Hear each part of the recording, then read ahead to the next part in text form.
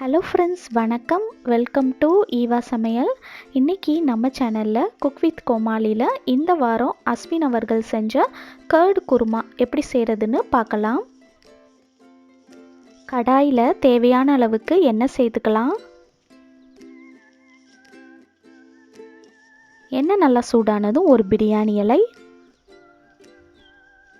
கூடவே ஒரு சின்ன துண்டு பட்டை, ஒரு நட்சத்திர சோம்பு,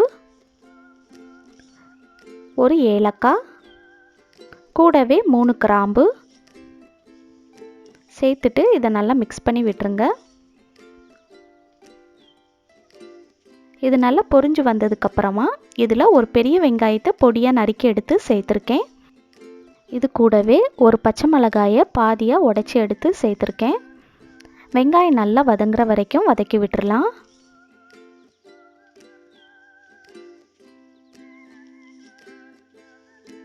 வெங்காயம் இந்த அளவுக்கு நல்லா வதங்கி வந்ததுக்கப்புறமா இதில் வெஜிடபிள்ஸ் சேர்த்துக்கலாம். நான் 6 பீன்ஸை இந்த மாதிரி பொடியாக நறுக்கி எடுத்திருக்கேன். ஒரு கேரட் பொடியாக நறுக்கியது, ஒரு உருளைக்கிழங்க தோல் சீவிட்டு இந்த மாதிரி நல்லா குட்டி குட்டியாக கட் பண்ணி எடுத்துக்கோங்க. உருளைக்கிழங்கு நல்லா குட்டியாக கட் பண்ணால் தான் அது சீக்கிரமாக வெந்து வரும். இப்போது இது எல்லாத்தையும் சேர்த்துக்கலாம்.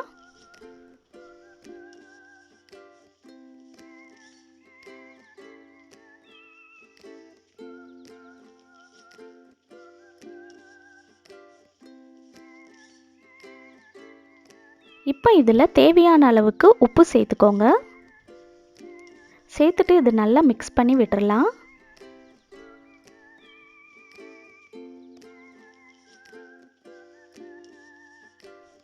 தேவையான அளவுக்கு தண்ணி சேர்த்துக்கலாம். நான் 1 கப் தண்ணி சேர்த்துருக்கேன். இப்போ இதை மூடி போட்டு அடுப்பை நல்லா மிதமான தீயில் வச்சுட்டு 5 நிமிஷத்துக்கு வேக வச்சிடலாம். காய்கறி வேகிற டைமில் நம்ம தேங்காய் பேஸ்ட் ரெடி பண்ணிடலாம். அதுக்கு ஒரு மிக்ஸி ஜாரில் 1/4 மூடி தேங்காய் குட்டி குட்டியாக கட் பண்ணி எடுத்து சேர்த்துருக்கேன். இது கூடவே 6 பல் பூண்டு, 2 சின்ன துண்டு இஞ்சி,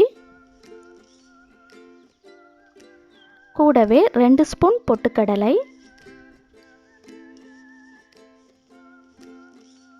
8லிருந்து 10 முந்திரி பருப்பு,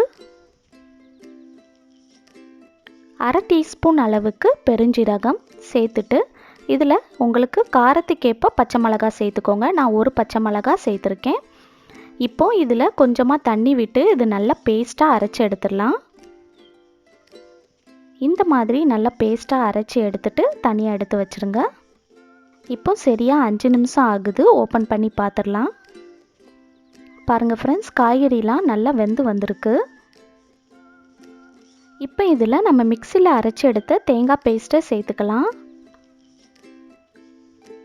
மிக்ஸி ஜார்லேயே தேவையான அளவுக்கு தண்ணி சேர்த்து மிக்ஸ் பண்ணி எடுத்து ஆட் பண்ணிக்கோங்க. இப்போ இதை ஒருக்கா நல்லா மிக்ஸ் பண்ணி விட்டுறலாம்.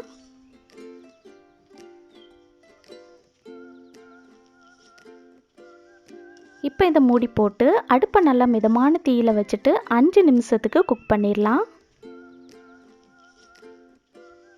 5 நிமிஷம் ஆனதும் ஓப்பன் பண்ணிடலாம்.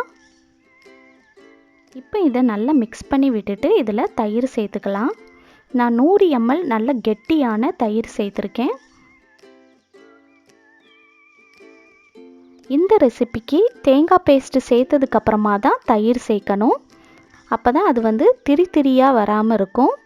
மேக்ஸிமம் 3 நிமிஷத்துக்கு கொதிக்க விட்டால் போதும். 3 நிமிஷத்துக்கு மிதமான தீயில் இதை நல்லா கொதிக்க விடுங்க.